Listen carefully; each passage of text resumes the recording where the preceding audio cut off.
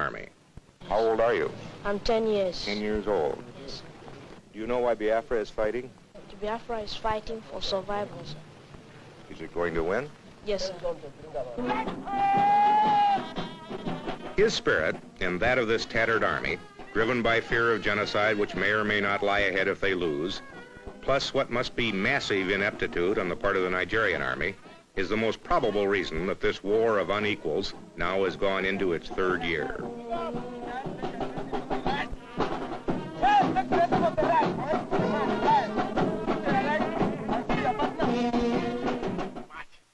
Nigeria before the war had an army of just 6,000, and they were professionals, their officers trained by the British.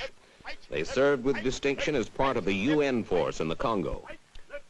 But then Biafra declared its secession, and all of the Igbo officers and men, some of the best, left to become the nucleus of Biafra's army.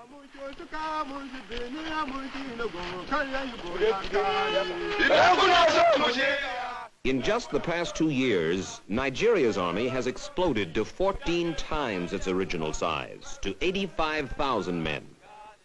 Recruits who used to get 6 months of training now get a mere 6 weeks.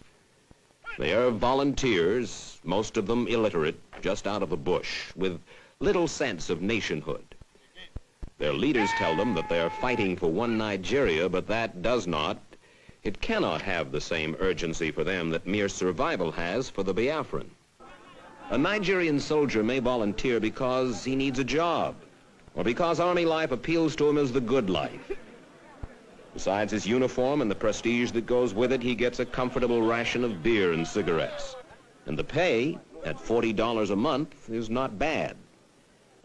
His leaders are not aggressive. Most military observers credit what success the Nigerian army has had so far chiefly to their lopsided superiority in firepower furnished by the British and the Russians. It is said only half in jest. The Nigerian army has so much firepower that they use ammunition as a defoliant. Nigeria's planes, MiG-17s and Ilyushin bombers, were bought for cash from the Russians who want to get a political foothold here. Most of the planes are flown by Egyptians, who are characterized as wary of anti-aircraft fire, therefore less than enthusiastic about going after military targets. That, it is suggested, is one cause of the high civilian casualties in the air raids on Biafra. But the war has been bloody on both sides, and inept and unaggressive though they may be, the Nigerian army in 2 years of sporadic fighting has suffered heavily.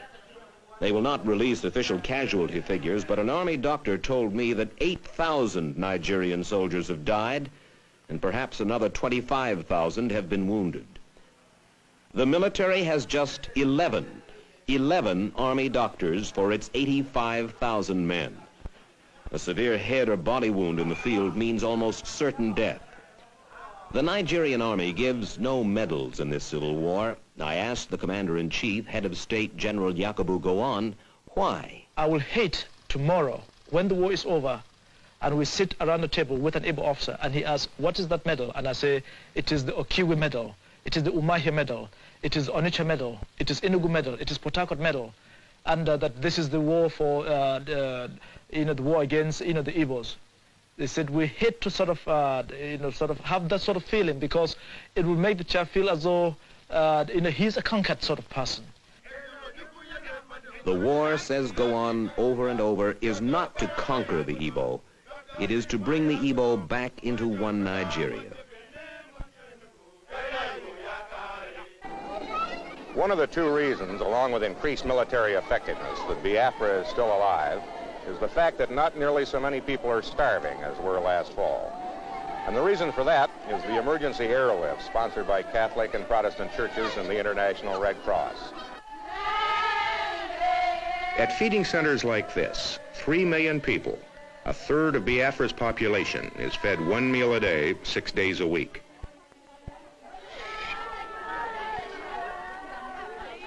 At best, it is a subsistence feeding, just enough to prevent starvation. A ball of cornmeal laced with powdered milk. Perhaps some vegetables, a small piece of fish, and some soup. all handed out early in the morning to millions of people who would have died were this food not flown in nightly to several Biafran airstrips carved from the jungle.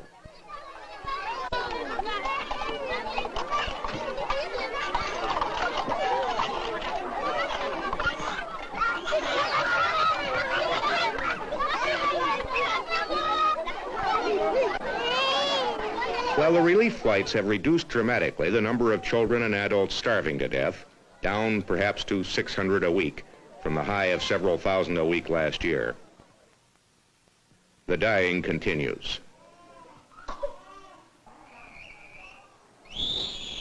In clinics like this all over Biafra, youngsters in the final stages of severe malnutrition still die, as did several of these during our week in Biafra. Not enough food is being flown in, not enough grown, and for many, what there is now just too late. This bush clinic is run by Father Kevin Downey. After 14 years in Africa, he and fellow missionaries were ordered to leave Biafra in 1967 by the Irish ambassador. They stayed, as did Protestants of other nationalities, and they, in the main, have been responsible for keeping Biafra from starving to death. How hard has the war been on the Igbo civilian population? How many people have died, would you think, Father? I would think that we've gone into the 2nd million. I am not a statistician, and it's very hard to talk about millions, but I think that it's, according to the experts here, I think that they've gone into the 2nd million. And they have suffered incredibly. And this is the one big argument that I would put forward as one of the reasons why they want to survive on their own and they want to live on their own. They could not have suffered so long and so much without having a purpose. To augment the relief airlift, Biafra has formed a 2nd army to work the land. It is planting wherever it can. Here in virgin territory, where no crop ever grew before, young men employed by relief agencies and the government are breaking ground to plant corn, rice, yams, melons, anything else that might grow.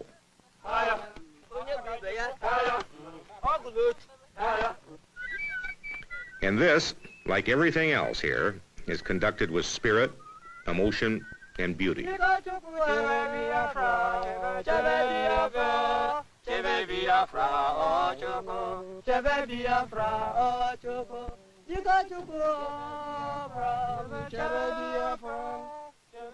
It's clear that as long as this war goes on, the starvation will too. Any break in the relief airlift, I was told, any crop failure in the next few weeks, and graveyards like these that dot Biafra and contain the bodies of the young and innocently dead will multiply.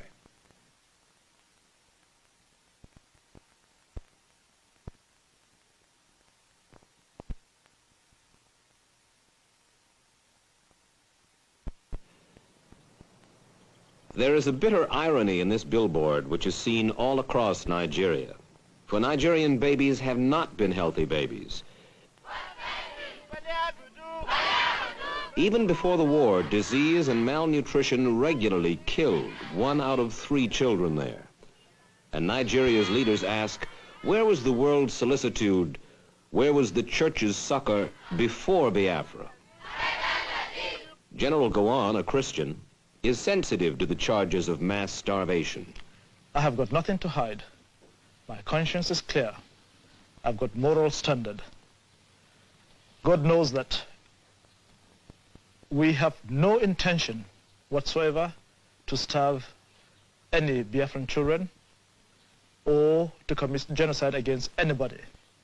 This war was forced on us, and it has got to be fought for the sake of the country, for the sake of the millions of people in this country. But those millions of Nigerians are not thinking mostly of the war. Their chief preoccupation is commerce. And war or not, business booms. The Lagos docks are choked with ships from around the world bringing goods for the huge consumer market here and taking away for sale overseas Nigeria's palm oil and peanuts, its animal hides and cocoa, and its tin.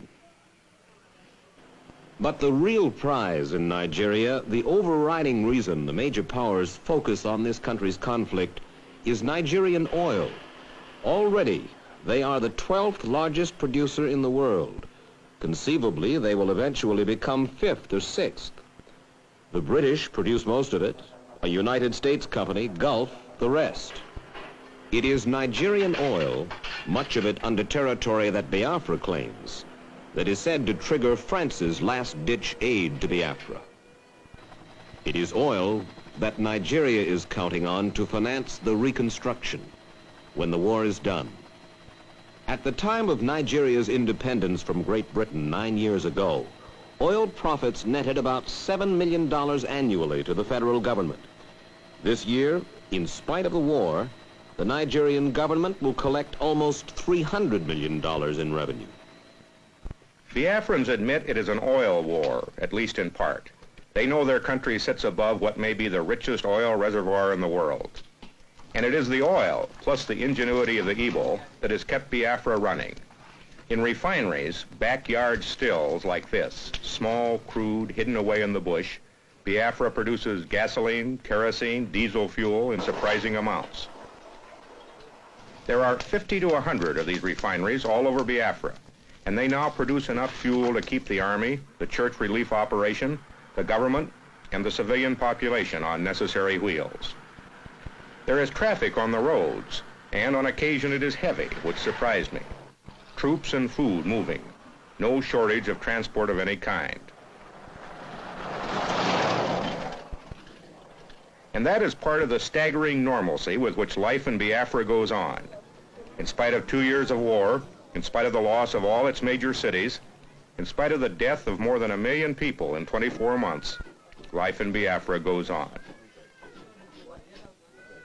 Markets like this one at Orlu, where 40 died last year, were bombed and strafed by Nigerian jets. But the markets were moved back into the bush, and daily commerce goes on. Food is still on sale, but in smaller quantities than in pre-war days.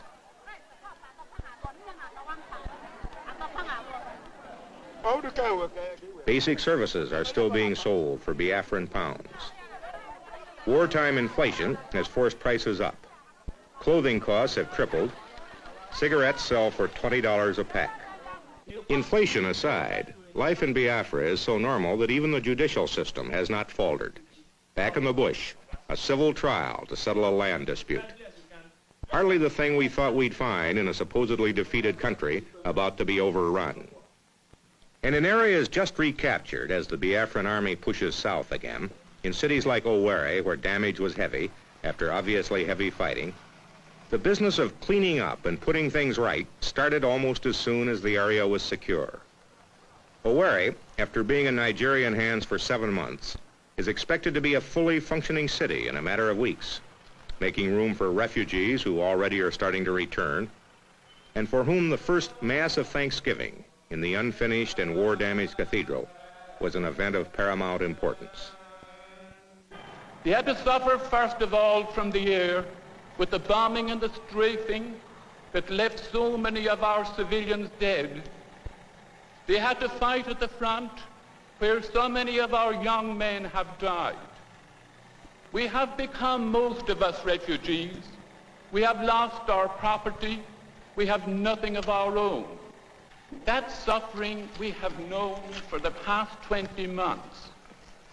That suffering we still have. But we live in hope that that Holy Spirit will come down on us, that he will enlighten the minds of our leaders, and that they will lead us to a true and just and lasting peace.